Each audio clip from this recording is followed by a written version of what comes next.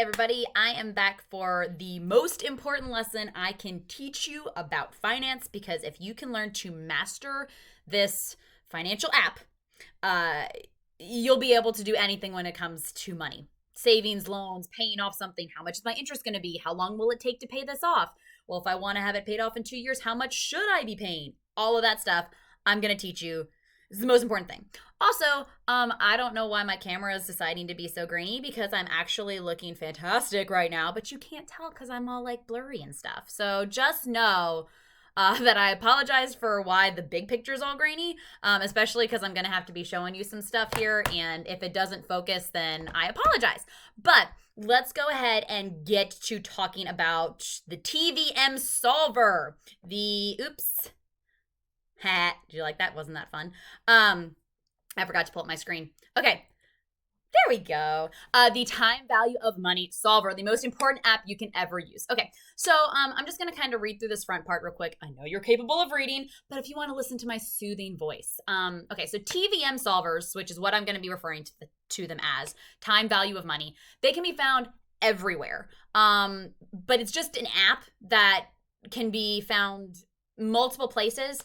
If we were in class, we would be using the calculators. You probably don't walk around with a graphing calculator in your pocket, though why not? All the cool kids do. But there's also web versions, and there's also apps you can get for your phone. And realistically, in the big kid world, the app on your phone is going to be the one that's the most useful. But I'm going to show you what the other ones are, just so you've seen all of them. Okay, so on your calculator, okay, so let me go ahead and show you this right here. All right, so if you got your calculator, okay, any of these TI-83s, there's actually a button. Again, I apologize for how grainy this is. Called apps right here.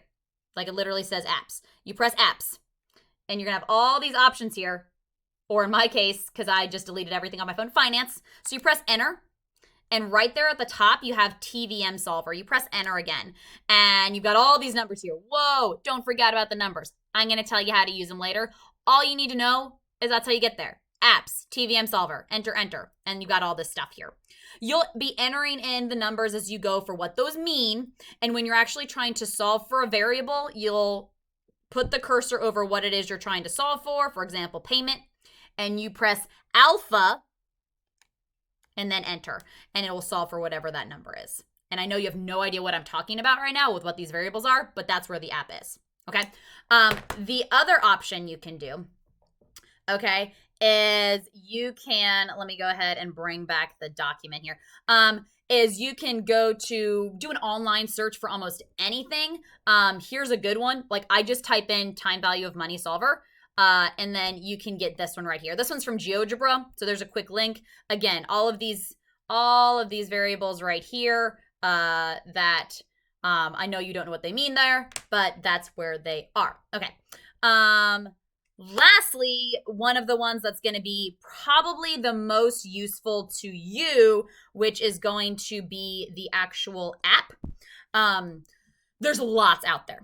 The important thing is you need to know what each of the variables are, so no matter which one you use, you'll know how to use it. So the one that I like, and the reason I like it is because it's good and it's on Android and Apple, is this one called Financial Calculator. It's literally the first option when you do TVM solver. And it's got this little icon, look, I'm helping you out, called Financial Calculator.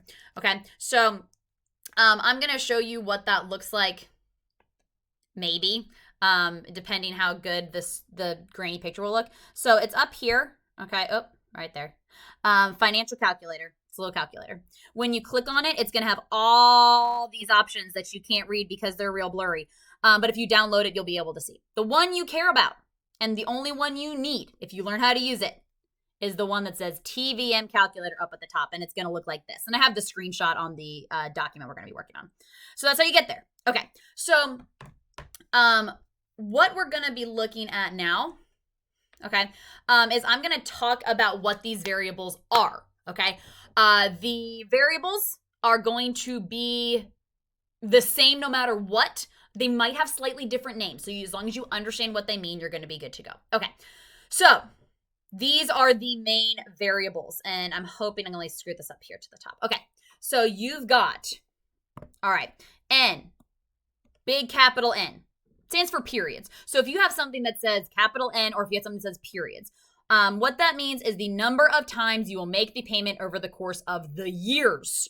So for example, if you are doing something that is 3 years long, you have a loan for 3 years, and you pay it monthly.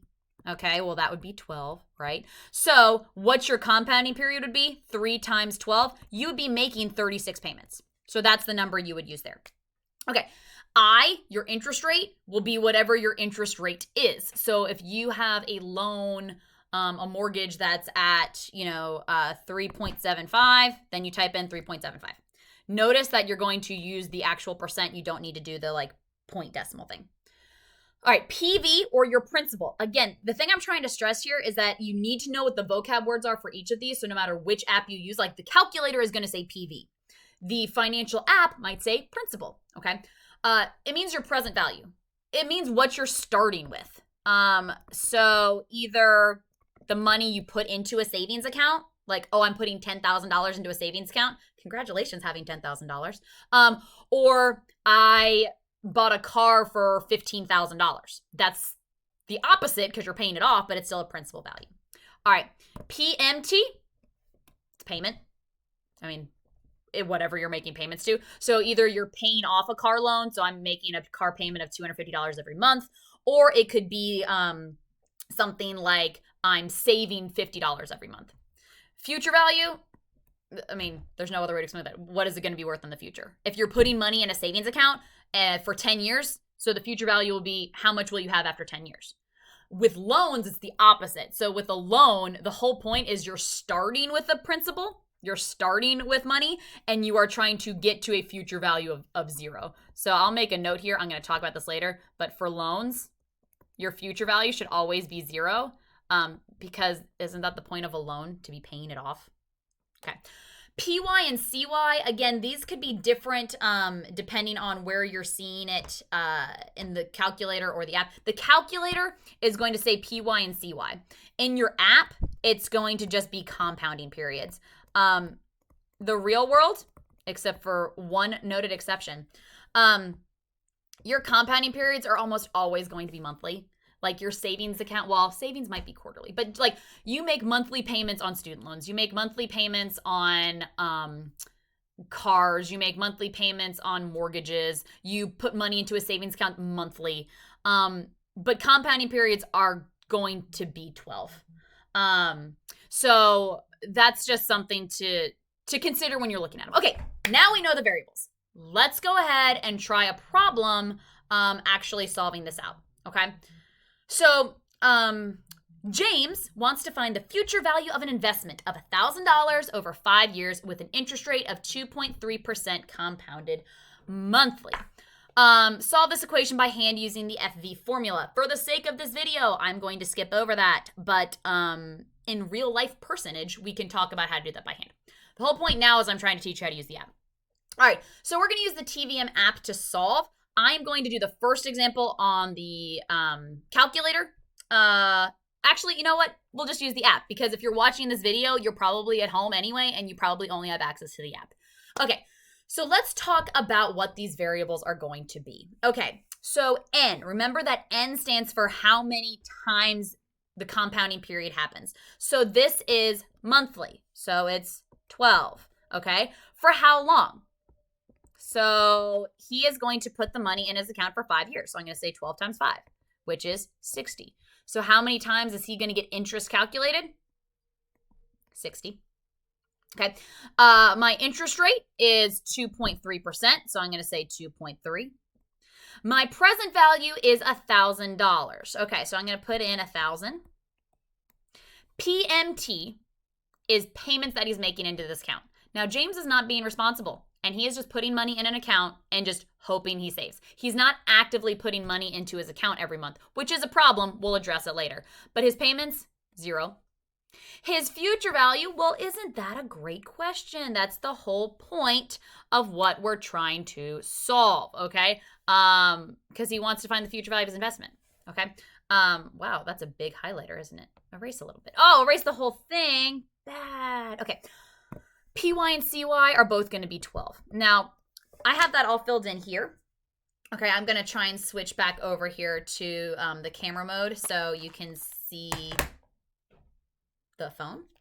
Okay, so let me pull this up. So we've got our financial calculator app open. Okay, and I actually am just going, this is what it looks like on your phone. I'm going to have my phone down. What I'm going to do is I'm going to pull open the, here we go. Ready? We're going to look at this right here, and we're just going to kind of fill in the numbers based on what our problem was right here with what we have. So present value. This is negative. What? Negative money? That's not good. You're trying to save, right? Okay. For savings, will always be negative because it is money that you are taking out of your pocket. And I actually mentioned it here in the example we're doing. It's because it's money you're taking out of your pocket and putting in the bank. So you're starting at negative $1,000 because it's money you had and you're setting it aside. So we've got negative 1,000 there. Payment is going to be 0. Future value, that's a good question. That's what we're trying to solve for. Our annual rate, we said, was 2.3, I believe. Let me just double check. 2.3. 2.3. Periods. Oh, that's weird. We didn't have something that's called periods. Oh, remember that N and periods are the same thing. So for periods, I'm going to say 60. Compounded monthly, that's a drop-down option. I could go ahead and change that if I needed to. If I was doing like quarterly or anything else. I'm trying to type this into the calculator as I tell you what it is. Okay. 0 payments. I'm typing this in. Hopefully you guys are typing this in as well on your apps. Periods 60. And you can change, obviously you can change this here. Mode, end, or beginning. What that means is that are you going to be getting charged at the end of the month or the beginning of the month? And typically you get charged at the end of the month. All right. So what we do is we type all that in. Then, since this is an app on our phones, we're going to go ahead and click that FV button. And we should get $1,121.75. Ta-da! So, after 5 years, compounded monthly at a 2.3% interest rate, my $1,000 went to a whopping $1,121.75. So I made $121.75, which is good. I say with a question mark, because yeah, it's $121 that you made, and it took you 5 years to do that. So that's $24 a year. Woo, $24 a year, which is $2 a month. But remember this, that was free money. You did not do anything to earn that money. You put it in a savings account and you just let it sit there for 5 years, and it's free money. So it is something to consider. Okay, so I don't spend forever on this video. I want to kind of jump ahead with some stuff. I will have you kind of work through these on your own. This one, for example, how much does Abby need to put down in principal to have $35,000 saved in 20 years at a 1.3% interest rate compounded quarterly?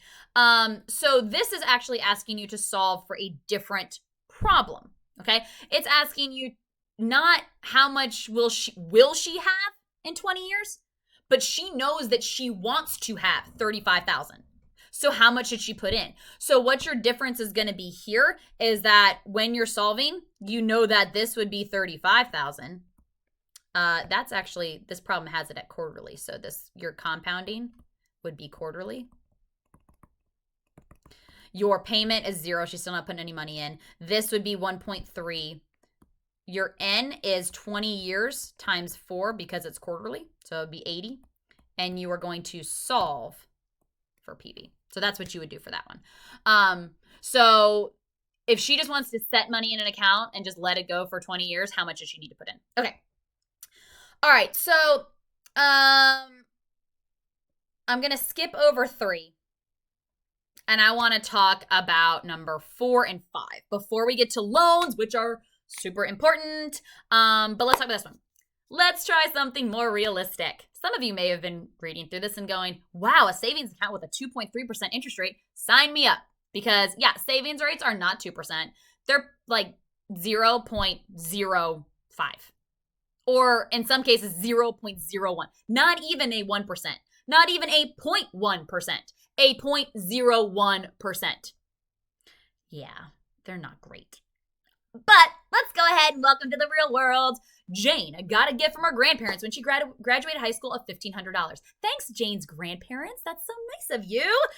And she is going to keep it in her savings account until she graduates college, and then she's going to use that money to help buy a house. Jane, you are responsible. You are not spending that money right away. You're putting it in an account, and you say, I'm going to let it sit for the 4 years that I am in college, and then I'm going to take that money out. I'm going to have a great down payment for a house. Right? Let's see. All right. So we've got all the stuff that we need. 4 years. So when I get to my compounding periods, that'd be 4, and it's monthly. So 4 times 12 is going to be 48. Okay. Her interest rate is 0.05. Her present value, remember, I need to make it negative because it's savings accounts. Technically, it's money that she has. She could just cash that and go crazy. Buy a whole bunch of computers. One nice computer. Or she can take it out of her paycheck and then turn it in. She's not making any payments. She's just going to let it sit there. The question is, what's her future value? And we're compounding monthly here. So if we go to the app, which I know that you are doing off screen, as I am also doing off screen here. Okay. Maybe you are currently reacting because you are quicker than me and you've already put it in and you went, wait, what? Yes. When we solve for future value here, I am going to get $1,503. She made $3 over 4 years. 4 years, $3. I have a better chance of finding a $5 bill on the sidewalk in 5 years than my savings account would accumulate over that amount of time. So, putting money in a savings account, just a generic savings account, and hoping you get money, not a good financial strategy. Now, most people are going to be doing this. They're going to be putting money aside. That's what responsible people do. We mentioned in that first video about saving for retirement. You actively take money out of every paycheck to put into your retirement. That's the same thing you need to do with savings. You can't just let the money sit there and hope something happens. You have to actively be putting money in. So, what if Jane actually puts money in her account? Now we're going to use the payment option. Everything's still the same. It's going to be 48 times because it's 4 years monthly. She's going to put $100 in her account every month. Her interest rate is still that really crappy 0.05. Her present value is still that $1,500 she got from her grandparents. Payment. She is now going to put $100 in that account every month. Okay. And it's negative because the payment's always coming out of her pocket. Okay. So it's always going to be a negative payment because it's stuff that she's paying. Her future value is what I'm solving for, and this is still 12. So if you have the app open, nothing has changed except for you're adding that $100 payment. So if she's able to put $100 aside every month into that account, what she is going to get is $6,307.71. That's a big difference. Still probably not enough for like a down payment on a big house, but maybe like, townhouse, something small in a rural area. But you can see, it's a huge difference when you're talking about savings and actively putting money aside in each account. Okay. So, all right, we've talked about savings. Okay. So we've talked about saving money. The thing that people need to understand, and this is the thing that screws up people at all ages when it comes to finance, is loans and paying back loans and interest rates. We use loans for everything. And before we want to talk about, loans are terrible and never get a loan, loans are necessary. This house that I am in right now, I have because I have a home mortgage. I have a loan. I would not be able to buy a house in cash, and I would never be able to save up enough in cash to be able to pay off a house right away. So I have to get a loan. Something that I actually need to bring up, and it might seem silly to some of you, but to others of you, this might be the first time you're hearing it, is you go, I'm going to pay cash. I'm going to pay monthly payments. Right. That's what a loan is. Someone has to buy the house. Like the bank buys the house and you make loan payments every month. That's your monthly payment to the bank. But it's not just, I bought a house for, $200,000 and I'm going to divide it by 12 months divided by 30 years. No, because the bank's going to charge you interest. It's not a free loan. It's not a one-to-one. You can't just divide. They're going to charge you interest for however much you still owe when you're making monthly payments. So you go, wait a minute, that's a ripoff. Why am I paying extra money every month when I'm trying to make these payments? Well, it's a business. Like they have to make money too. In order for the bank to get money to give people back money, they need to charge interest rates. Your interest rates are going to be based on your credit score. Watch the video on credit score if you want to know more about that. Better your credit score, the lower your interest rate is, which is what you want in a loan. You want to be paying less in fees, so when you're paying back, you're paying less extra money. Okay? So, let's talk about loans. Okay, so I'm going to pull us back up here, okay, and we're going to talk about loans. All right. Drum roll. Hopefully, maybe that picked up on the microphone. Okay. First thing I got to mention, for all loans, your future value will always be zero because in the future, you want to owe $0. You're paying back a loan. You want to be debt-free, zero. Okay. First I'm going to look at, because it's the one that's probably most important to all of you right this very second, is student loans. Let's look at this super important real-world example. Okay. So, I'm going to do this with KSU because many of you are going there and it's the university right in our backyard. Okay. So current in-state tuition for Kennesaw State is about $6,456 a year. This assumes a lot of things, 12 hours, credit hours every semester, that's full-time, etc. If you want to be in a dorm, the cheapest one I found was $6,500 per year. I'm not going to do a dorm. But I wanted to put that on there for those of you who are thinking of living on campus so you could do this problem yourself and figure out what that would be for you. Okay. We're going to assume that you're going to go to college for 4 years. And you're going to live at home the entire time, which means we won't have to calculate dorm expenses because you're going to live at home. All right, your parents have saved a total of $8,000 for your 4 years of college.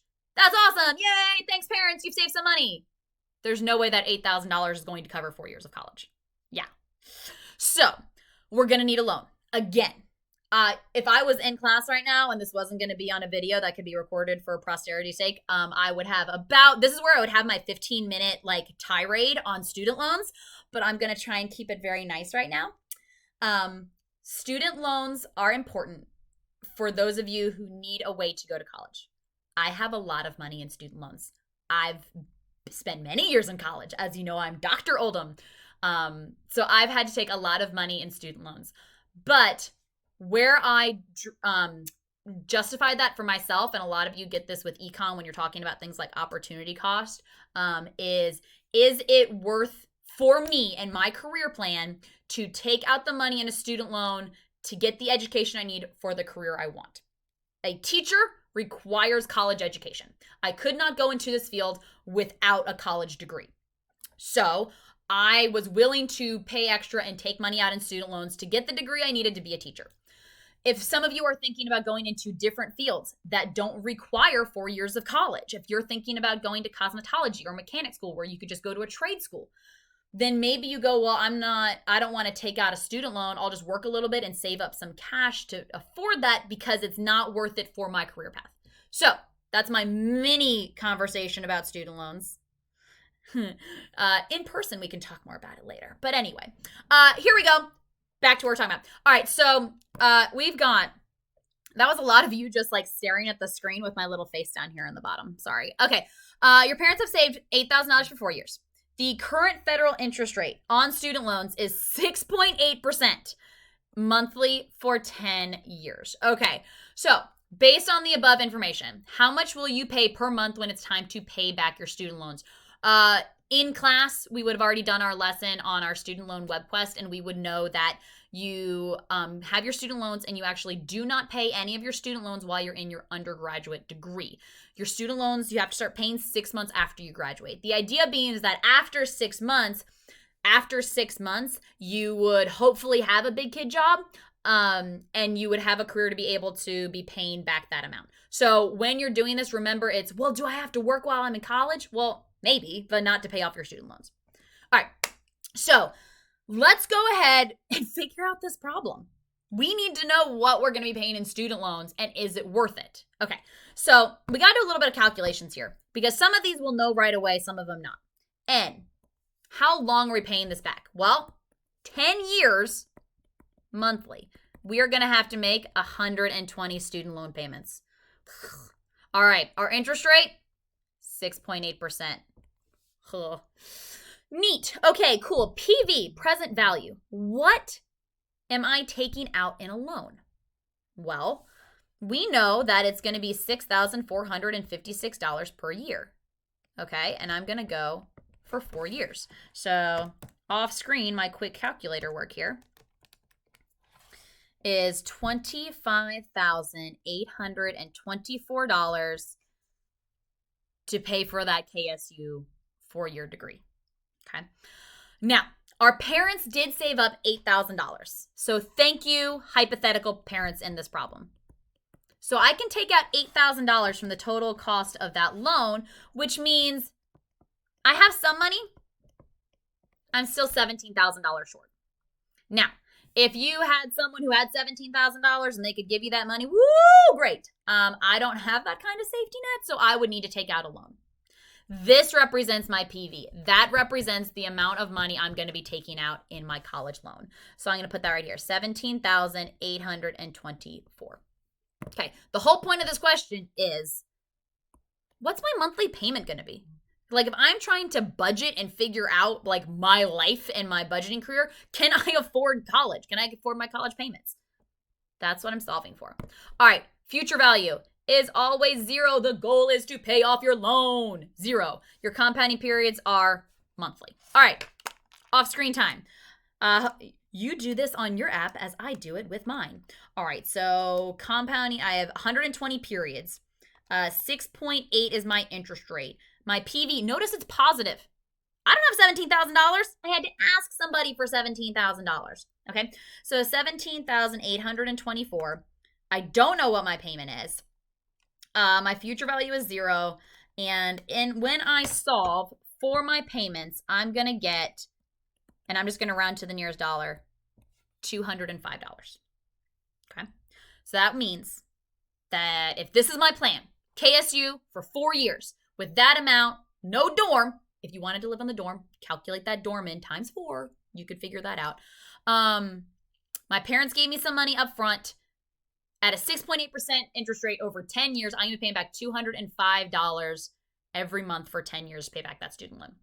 So monthly, you could make that happen. $205 you can budget, as long as you know you can budget that. This is what's not safe, is I've got students who are like, that go and want to go to like Duke or like Vanderbilt or something that's like super expensive. That's great. Emory, fantastic. Spelman, Morehouse, these great private schools. And then they have to take a lot of student loans because they're expensive. And then all of a sudden they graduate and they start going, oh my gosh, I'm paying back $500, $600 a month just in loan payments. That's more than my rent. Now, if you're going to graduate from this college, you're going to go to Emory, go to pre-med, you're going to go be a doctor. Yeah, you probably can afford that in student debt or student loan payments. If that's not your plan, you need to make sure that your big kid life plan, I know plans change, but your plan will match with what you're willing to pay in your student loan payments. Okay, so that aside, we're going to be doing a lesson on budgeting later. So those of you going, I honestly have no idea if $205 is even a lot. Okay, well, we'll get to that. I also want to talk about this last one here, which is going to be car payments. Oh, what the heck? We don't want that. Okay, so current interest rate for a 5-year car loan is about 3.99% compounded monthly, depending on your credit score and if it's a new or used car. Listen to the video on credit scores, which you will be seeing later. Based on your current income, you know that you can afford a monthly car payment of $280. So when you learn about budgeting, either from me or you already know how to budget, you went through all of your money and you went, I make this much a month, I've taken out my taxes, this is my rent, these are the expenses I pay for utilities and my insurance. After I set aside some money for entertainment, going out, having a good time, I can still afford about $280 a month in a car payment. Okay, so the question is, you know that you can afford $280 a month. what does that translate to in the actual total price of the car? This is where people get screwed up. They get really set on a car. I want this car. This car looks good. I think that's good. Okay, well, if you look at a car that's $30,000, what does that actually mean monthly? Can you afford a $30,000 car? Can you afford a $20,000 car? Can you only afford a $10,000 car? What can you afford? And we don't necessarily speak in these big budgets. Like when we did that salary problem, and I say, if you make a salary of $35,000 a year, okay, well, that doesn't really help me on a monthly budget. What do you make per month? So that's why we are going to care about taking the monthly and what can I afford. This will help you with negotiation and when you're walking around the lot, what kind of cars you can look at. This is why if you know how to use this app, guys, you'll never need a financial someone to help you. As long as you know the variables, you just change around what you're looking for. Okay? So, current interest rate, it's a 5-year car loan, 3.99% APR. So 3.99% is our interest rate. It's compounded monthly. Those are almost always going to be the case.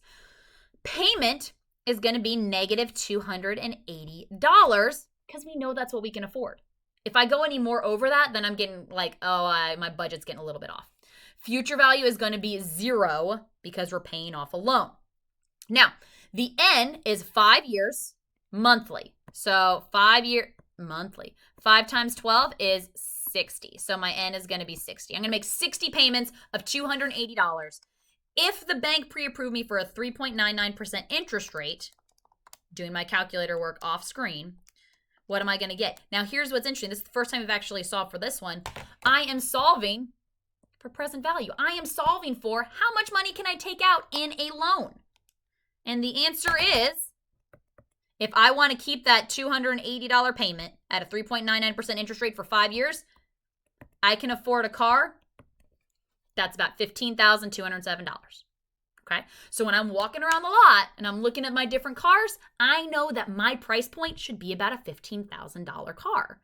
That way you don't get your heart set on like a $30,000 car and go, wait a minute, I can't afford those payments. Okay?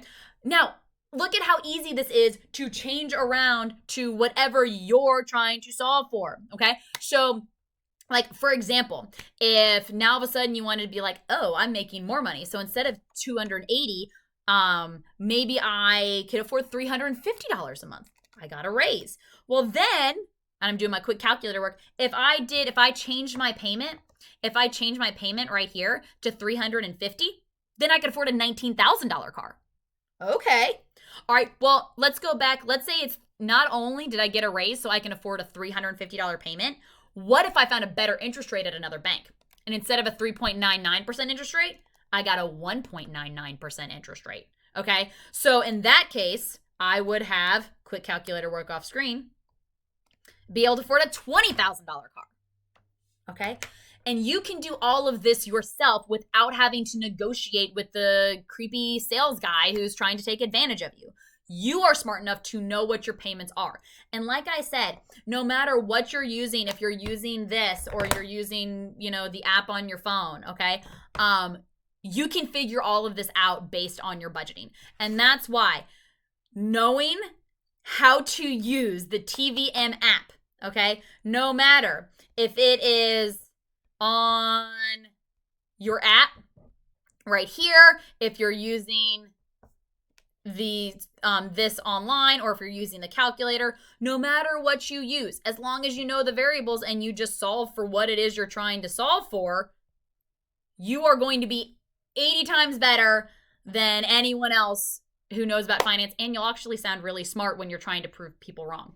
And this will work in anything. You got somebody coming by your house who wants to try and sell you gutters, and they're like, oh, well, I'll sell you new gutters at this interest rate and it'll be this much. No joke. A guy came over and tried to give me estimates on roofing, and he gave me this number and he was like, okay, well, this is the total amount, and so monthly it would be blank. And I kind of looked at him, and I know I said don't have a calculator with you, but of course it's me, and so I had a calculator in the kitchen because all good doctors do. And so I was like, what's that? I open up the drawer, I pull out the calculator, TVM solvered with his numbers. I was like, yeah, no, that interest rate is way too high, because if the interest rate that the bank would give me would be much less. So I think that you're trying to give me a bad rate on this monthly payment, which means that I'm not trusting you for your quality of work either. So I'm going to tell you thank you, goodbye. His face, oh my gosh. You should learn how to do finance just to see faces of business people that you take advantage of. Because he was like, oh, well, and then he tried to backtrack, but I was like, if you're going to try and scam me with money right off the bat, I'm not even going to listen to whatever the rest of your deal is. Bye-bye. Yeah, you know, learn finance because it's good, but also learn finance so you can just mess with other people taking advantage of you. Especially if you're very tattooed like me and people think that you're not smart, but actually you are very much smarter than them. And I know that you're very much smarter than other people. Learn yourself some money and don't get taken advantage of. Sorry this video was so long, but hopefully this is one of the most important lessons that you've watched about money. And look forward to seeing the other videos to come about credit score and about credit cards. Okay, bye guys.